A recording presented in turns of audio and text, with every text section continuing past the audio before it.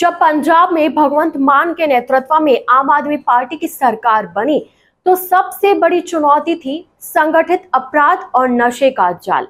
पिछली सरकारों की ढीली नीतियों के कारण यह समस्या एक विकराल रूप ले चुकी थी, जिससे खासकर हमारी युवा पीढ़ी का भविष्य खतरे में था। लेकिन सरकार ने आते ही यह स्पष्ट कर दिया कि जुर्म और माफिया के लिए रंगला पंजाब में कोई जगह नहीं होगी। यह सरकार का पहला और सबसे बड़ा संकल्प था। सरकार ने इस समस्या की जड़ पर वार करने के लिए तुरंत एंटी गैंगस्टर टास्क फोर्स का गठन किया। यह कोई साधारण पुलिस टीम नहीं थी, बल्कि संगठित अपराध के मॉड्यूलों को ध्वस्त करने के लिए विशेष रूप से बनाई गई थी। इस फोर्स को पूरी छूट और आधुनिक संसाधन दिए गए, जिससे यह प्रदेश भर में बड़े बड़े गैंगस्टरों के नेटवर्क को पकड़ने और तोड़ने में कामयाब रही। मान सरकार के सख्त कदमों का असर जल्दी आंकड़ों में दिखने लगा। आधिकारिक एनसीआरबी के आंकड़ों के अनुसार 2021 की तुलना में 2022 में पंजाब में जान लेने के मामलों में कमी आई। इसके अलावा अपहरण और चोरी जैसे अपराधों की संख्या में गिरावट दर्ज की गई। 2022 में पंजाब की अपराध दर देश के कई अन्य राज्यों से बेहतर रही, जो सरकार की जीरो टॉलरेंस नीति की सफलता को दर्शाती है। पंजाब के लिए नशा एक अभिशाप बन चुका था।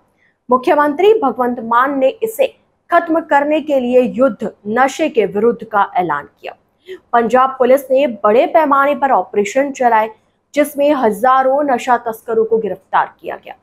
पहली बार सरकार ने कुछ कुख्यात नशा तस्करों की अवैध संपत्तियों पर बुलडोजर भी चलाया। यह सख्त कार्रवाई अपराधियों के मन में डर पैदा करने और उन्हें कड़ा संदेश देने के लिए जरूरी थी कि नशे का धंधा अब पंजाब में नहीं चलेगा।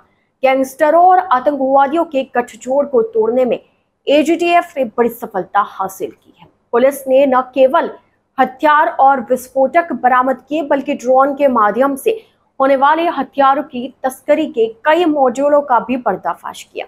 यह कार्रवाई पंजाब की आंतरिक सुरक्षा के लिए एक बड़ी जीत है, जिसने राष्ट्र विरोधी तत्वों के मंसूबों पर पानी फेर दिया। अपराध को नियंत्रित करने में भ्रष्टाचार को खत्म करना भी उतना ही महत्वपूर्ण है। मुख्यमंत्री मान ने भ्रष्टाचार विरोधी एक्शन लाइन शुरू की। इस कदम से सरकारी दफ्तरों में रिश्वतखोरी पर लगाम लगी। साथ ही भ्रष्टाचार के आरोप लगने पर अपनी ही पार्टी के मंत्रियों और अधिकारियों पर सख्त कार्रवाई करने का साहसिक कदम भी उठाएगा, जिससे यह संदेश गया कि कानून सबके लिए समान है। पंजाब पुलिस को आधुनिक बनाने पर जोर दिया गया, नई भर्तियां की गई और सड़क सुरक्षा फोर्स जैसी विशेष इकाइयां बनाई गई। सबसे महत्वपूर्ण, मुख्यमंत्री ने जवाबदेही तय की। उन्होंने स्पष्ट निर्देश दिया कि यदि किसी जिले में कानून व्यवस्था बिगड़ती है तो उसके लिए एसएसपी और उपायुक्त व्यक्तिगत रूप से जिम्मेदार होंगे। इस सख्ती ने पुलिस प्रशासन को पहले से कई ज्यादा सक्रिय और जवाबदेही बनाया। कानून व्यवस्था तभी सुधरती है जब आम जनता का पुलिस पर विश्वास बढ़ता है। सरकार ने मुख्यमंत्री सहायता केंद्र स्थापित किए, जहां लोग समयबद्ध, पारदर्शी और प्रभावी तरीके से अपनी समस्याओं का समाधान करवा सकते हैं। इससे सरकारी कार्यालयों में आम लोगों को हो रही परेशानी कम हुई, जो सुशासन की ओर एक बड़ा कदम है।